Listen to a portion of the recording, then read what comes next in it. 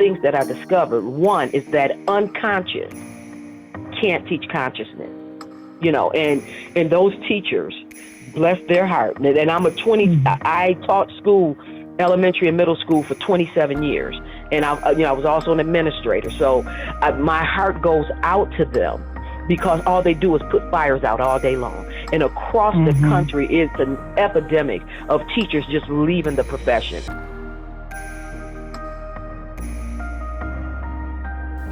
Unconscious can't teach conscious.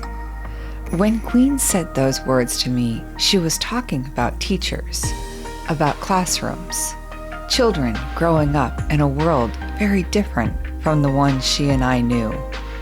But I kept thinking about how much bigger those words were. Because before Queen began asking what we should be teaching the generation coming next, she had spent years looking at what generations before had already taught us, sometimes without ever saying a word. This is Change Happened, Then What? I'm Heather Holt, and this is part 2 of Queen's story. If you haven't heard part 1, I encourage you to start there, because Queen's journey has already taken us around the world, and she came home believing something had traveled back with her too.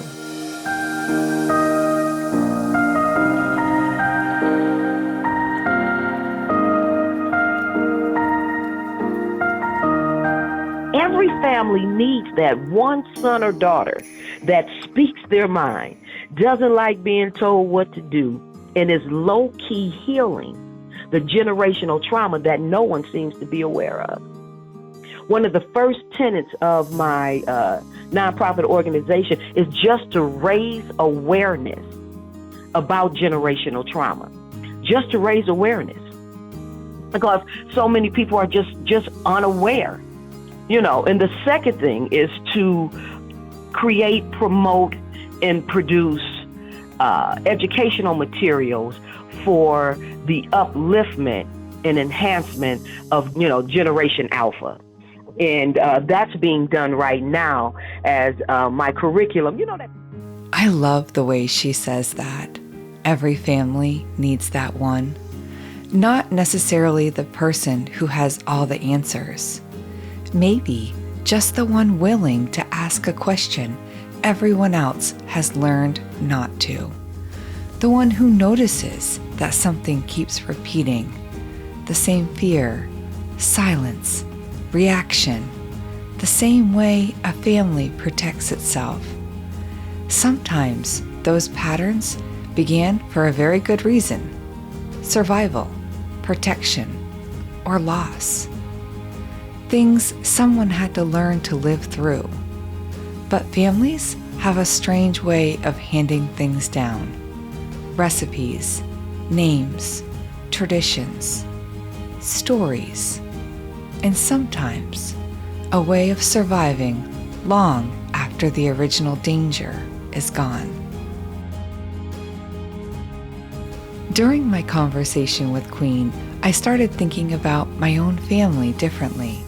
Not because our histories were the same, because they're not, but because the question Queen was asking wasn't limited to one family, one culture, or one history. What have the people before us carried that somehow reached us? And once we recognize it, what do we do with it? I asked Queen what it might mean to become the person in a family who begins looking, and this is what she shared. And that's an excellent question. And that, again, would have to come from within. Right. I truly believe in the guidance of our ancestors from within. See, I live my life from within out. And it's through the guidance of the ancestors and honoring them. First of all, who are my ancestors? And there would have to be, possibly ancestral DNA blood test taken to at least give you that start. And see, you're going in with a pure heart and mind of honoring your ancestors and finding that, your purpose. You could be that very one, who begins the healing of the bloodline, because every family needs that one person who understands that there is trauma and connect with your ancestors. Queen believes deeply in ancestral guidance. For her, going backward was not about staying in the past.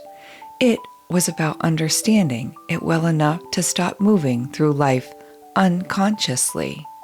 And there is an important distinction here. The science around how trauma may affect later generations is complex and still being studied. Family patterns can also travel in a way we understand more easily through behavior, environment, relationships, the things children witness, and the things families talk about. But perhaps just importantly, the things they don't talk about. Queen doesn't claim to understand exactly how healing moves through a bloodline. In fact, when we talked about it, she said that herself.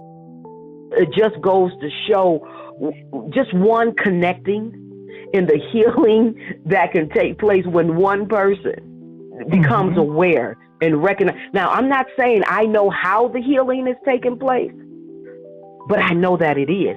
I don't know how the trauma was passed down through DNA. I don't know the ins and the outs, but I know it was. You understand? So, absolutely. And the healing begins. The healing has begun, and how it will transpire through the bloodline, I'm unaware of, but I trust and believe that it will. Awareness. That's where Queen begins. Not with the idea that one person can somehow repair hundreds of years of history. Not with the impossible job of fixing everyone who came before them. Just noticing. Because once we see a pattern, we have something the people living inside it may not have had. A choice.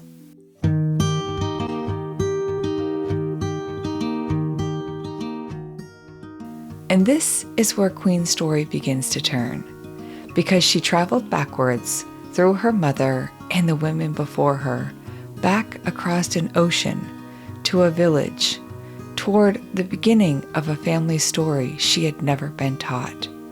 But Queen wasn't going to spend the rest of her life looking behind her. There were children coming next.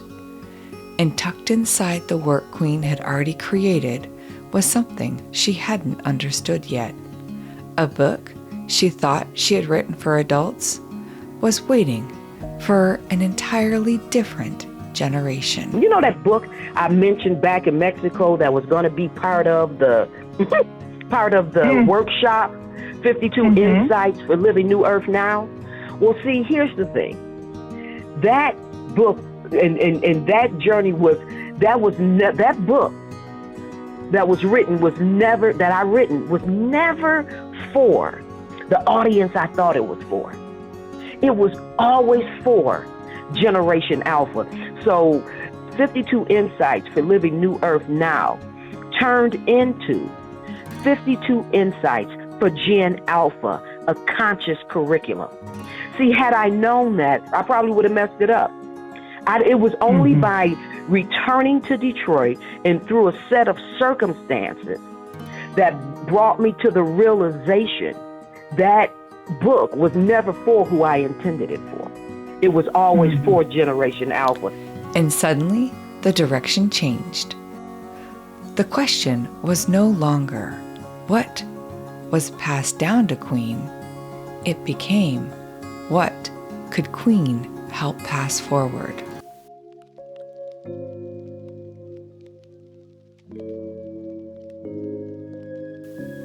Generation Alpha. Queen had found the audience for the work she had already begun. Now she wanted to understand them. Generation Alpha is the most important generation on the horizon right now today. They will be the largest generation in the history of the world. They are born between 2010 and 2024. They are the first generation to be born fully in the 21st century. And what that means, Heather, is that this generation Generation Alpha, has been clicking and swiping since infancy. Mm-hmm. They are responsible, truly, and check out the name Alpha. What is Alpha? Beginning. Mm-hmm, they are responsible. Mm-hmm. That's right. They are responsible for the conscious evolution of humanity.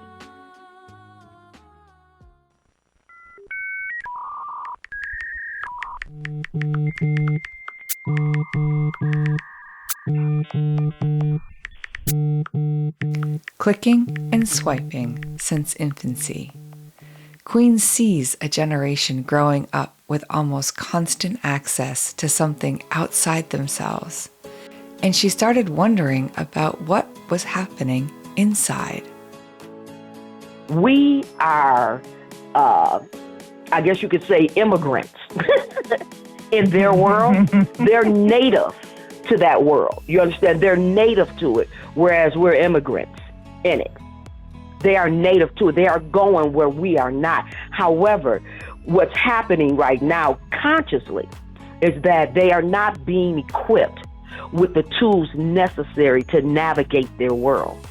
You know, they only know external. There's nothing in place in the schools, and especially in the schools, but then also in many homes, because parents are so distracted. Of course they are, you know, and that's by design.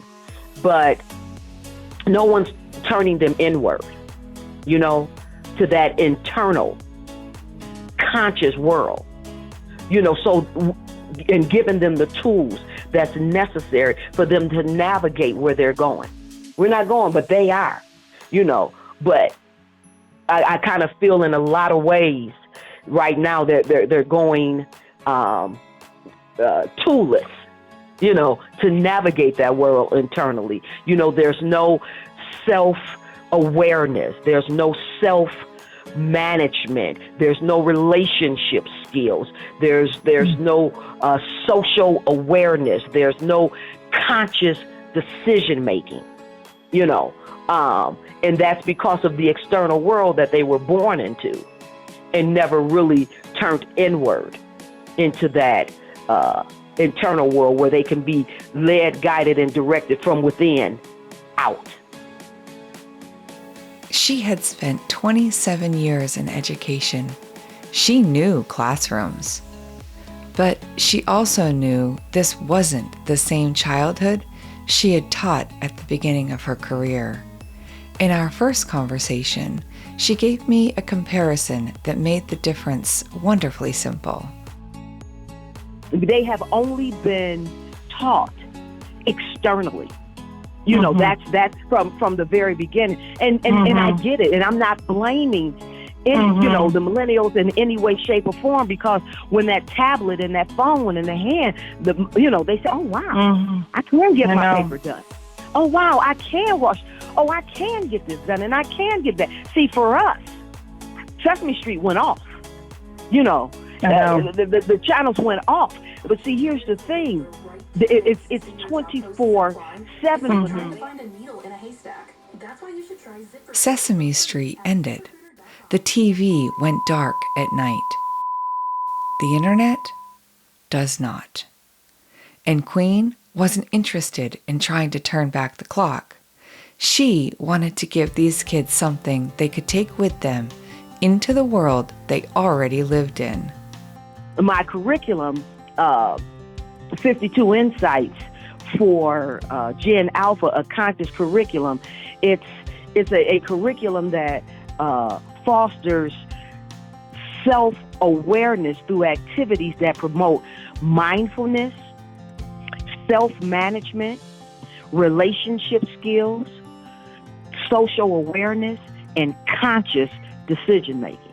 Now, I piloted that program in 2 middle schools in the 2024-25 school year. And boy, did I learn a lot. And that is what a pilot is supposed to do. Not prove you're right. Show you what you didn't know. Queen had spent years creating the material. Then she put it into actual classrooms. And the classrooms, they answered back. Where I'm at now in the with the curriculum, one of the main things that I discovered is that in its present state, although the content is rich and the content is impactful and the content is needed, one of the main lessons I learned is, get this, Heather, unconscious can't teach consciousness. There it is again, the line we started with. Unconsciousness can't teach consciousness. That curriculum in the hands of teachers who are spending all day putting out fires, who are not conscious themselves, who are dealing with a generation they don't even understand or know. You know, a lot of the teachers that I trained, they didn't even know the name of the generation of children that they were teaching. All they knew is that they got a whole lot of stuff coming down on them from administration. All they knew was that these kids are, 2 and 3 grade levels behind, due to the pandemic. All they knew is that, they're just stuffed with a lot of unnutritional food that have them off the walls, and it's just, they put out fires all day long. And then But now we know what Queen had discovered underneath it. The curriculum couldn't simply become one more thing handed to teachers who were already carrying too much. Something about the way it was being delivered had to change, and Queen knew where part of that change had to happen. Because they've only been external since they were born. That was the one thing that I learned, and then that was the main thing. The second one was that in order for it to be marketable and even consumable by that target audience, and I'm talking about 7th, 8th, and 9th graders, 12, 13, and 14-year-olds. It's that particular group. My curriculum is specifically designed for them, although it can definitely be modified for even the younger ones. Because someone's going to come behind me and take this material and take this content and modify it as it should be. It shouldn't start when they're 12, 13, and 14. Let's get them in kinder. But nonetheless, it's where I'm at, and it's not consumable or marketable in its present state. I have to integrate AI into the curriculum. There was just one problem. Queen didn't know how to do that yet.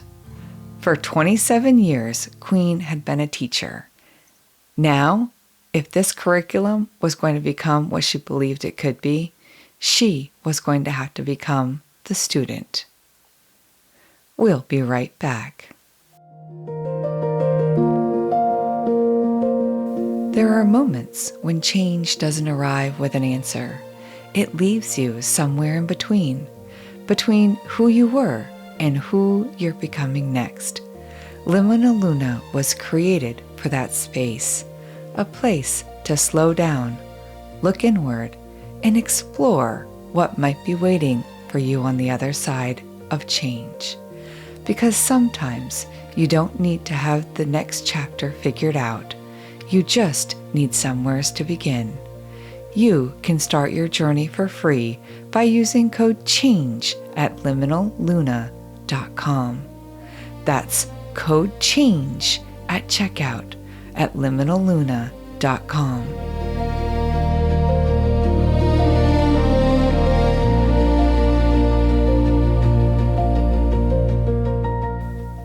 Now, back to Queen's story.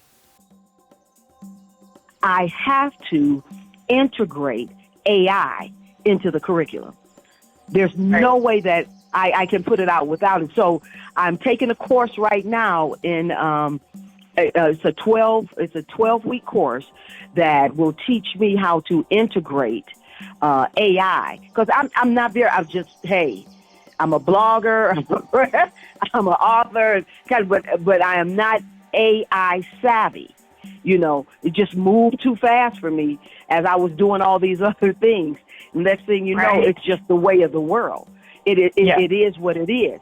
And so in order for the curriculum to be marketable and even consumable, by the target audience, I just had my orientation course class right before I talk to you. And so class starts tomorrow, 12 weeks.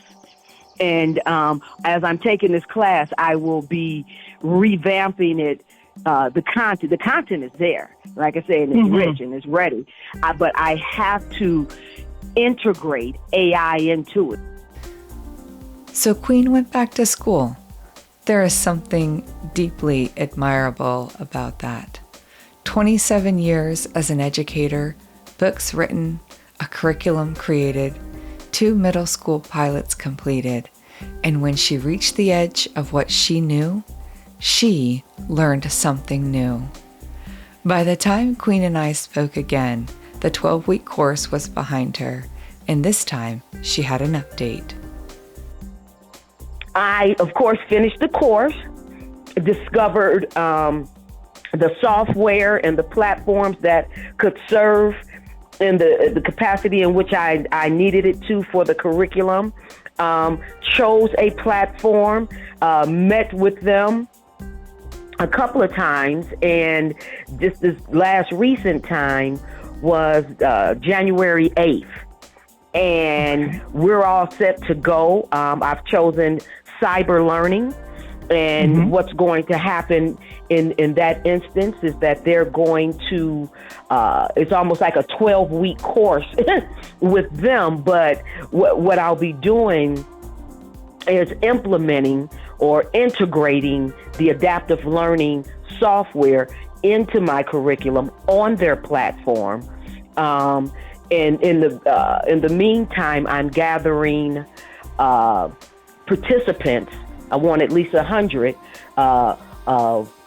students, parents, teachers across the country to participate in the pilot program that will take place online for the 2026-27 school year. But she had learned something else from those first classrooms. The children weren't the only people who needed tools. The adults around them did too. They're leaving the profession because the tools that they need to give to those students, those Generation Alpha, it's not present. So they're putting out fires all day long. So this time around, the curriculum will be piloted online now that it has been enriched with AI adaptive learning component that's extremely necessary and important for it. But I want not only middle and high school students, I also want parents who are lacking those tools, to even give to their children in order, if they don't have the tools, they can't give it to them. So not only do I want students, I want parents, and I want teachers who are freshmen and junior in the teaching profession across the country. And this is going to be across the country. And then I also want students who are possibly in juvenile detention homes, and I just want a cross section of people who can take this internal journey and see the impactfulness of it. Students, parents, teachers. Queen's circle had gotten bigger because teaching children to look inward couldn't happen entirely separate from the adults helping them navigate the world around them. And since Queen and I recorded that conversation, the story has moved forward again. She finished the course. She integrated AI into 52 Insights for Gen Alpha, a conscious curriculum. And the curriculum that was first piloted in 2 Detroit middle schools during the 24-25 school year is now preparing for its next step. Queen is piloting the new program online the fall of 2026. And this time, she's inviting people like you to take part. The pilot is free, and if you're interested in participating or registering, you'll find more information on Queen's guest page at changehappenedpodcast.com and in the show notes below for this episode.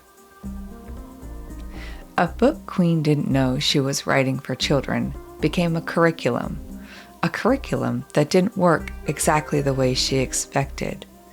It sent the teacher back to school. And what she learned there changed the work again. And maybe that's part of breaking a pattern too. Not insisting the first way has to be the way, but being willing to notice what isn't working and choose differently. Because Queen's story has been filled with those choices, leaving work, leaving the country, coming home when her parents needed her, traveling to Africa after her mother's death, and now another place was beginning to tell her it was time to move. I'm still in Mexico. Matter of fact, Another thing that's on the agenda is coming up. I'm in the state of Chiapas, in a lovely town called San Cristobal de las Casas. However, my time here for spiritual work and healing, specifically for that, and I have felt the release from my guides saying, assignment complete. Now I will be moving to Quintana Roo, to the city of Tulum. It has flat streets. The infrastructure is more intact there. I need something a little bit softer. I don't want to necessarily survive. I want to thrive. And that's what I've been pretty much doing here. It's more of a survival thing. I don't want to necessarily survive. I want to thrive. After everything Queen and I had talked about, those words felt bigger than where she was going to live next. Because survival has been woven through this entire story, through generations, through caregiving, through teachers trying to make it through another day, through children growing up in a world the adults around them are still learning how to navigate.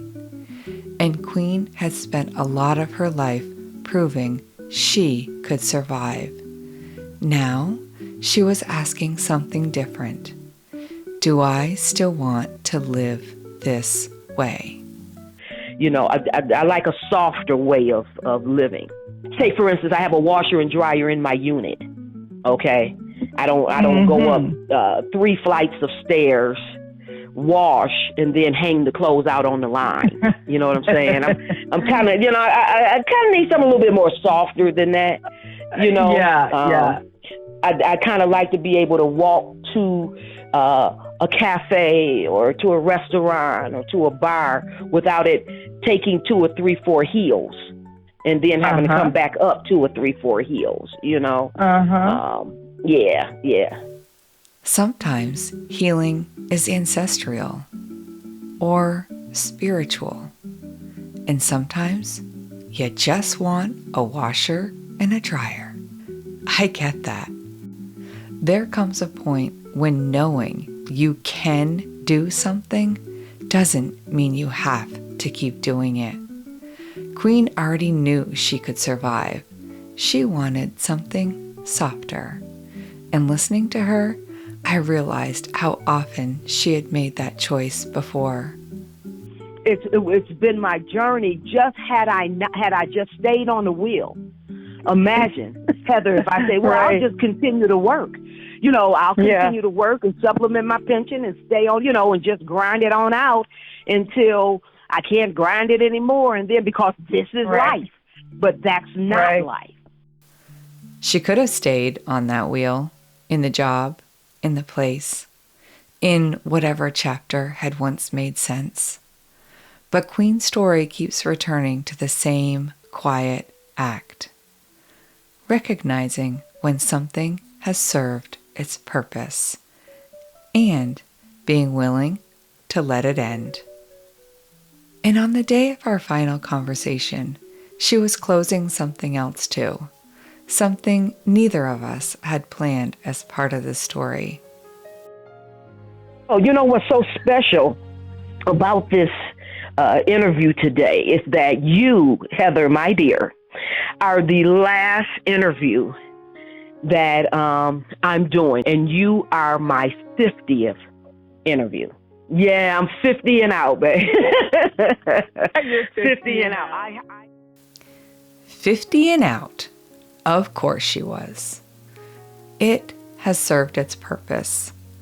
Maybe those are some of the hardest words to say about something that once mattered so much to us.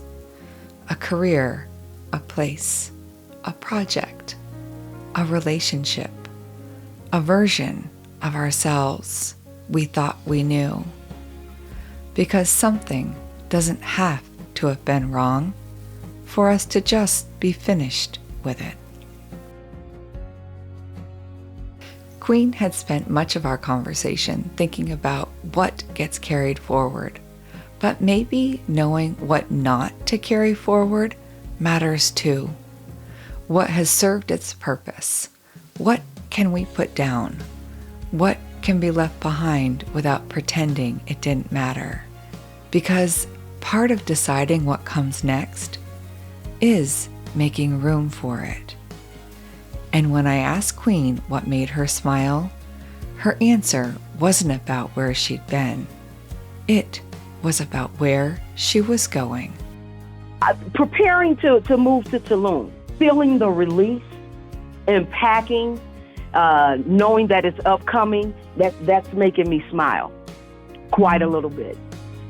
That forward movement that I'm experiencing, the release that I'm experiencing, and what's coming down the pike. Forward movement. That feels like the right place to arrive in Queen's story. She went looking backwards to understand what she carried, and somehow that journey led her to think about what came next. Maybe being the one who notices isn't about fixing everything that came before us.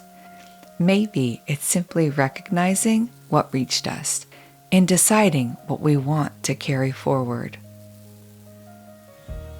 Queen went searching for the woman who came before her, and along the way, she found work meant for the children coming after her. Before we finished, I asked Queen the other question I leave with every guest. With everything you've lived through, what would you leave us with? Thank you so much for that. And this is what it's going to be. I want to make sure.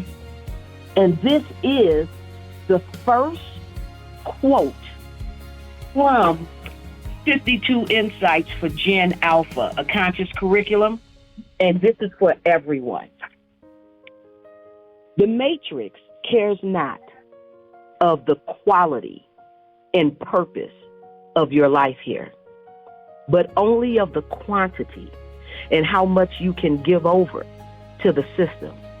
You owe no one or no thing your life. We don't get to choose everything that reaches us, but maybe we get some say in what leaves us, what we carry forward, what we put down, and what we hand to whoever comes next.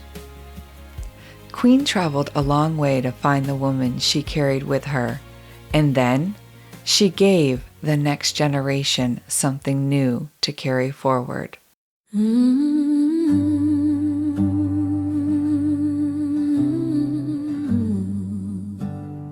Queen's work is still moving forward, and if you'd like to learn more about her books, her blogs, Fula History, Genealogy Society of America, or register for the pilot program, you'll find all of Queen's links in the show notes below, and on her guest page at changehappenedpodcast.com.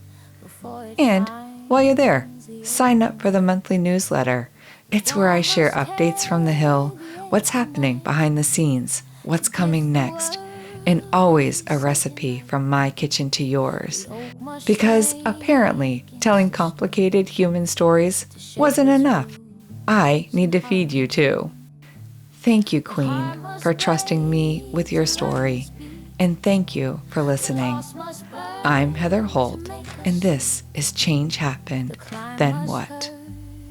Today's episode was written, edited, and produced by me, Heather Holt, at Holt Hill Studios, with supervision and many interruptions from Waylon and Dalton.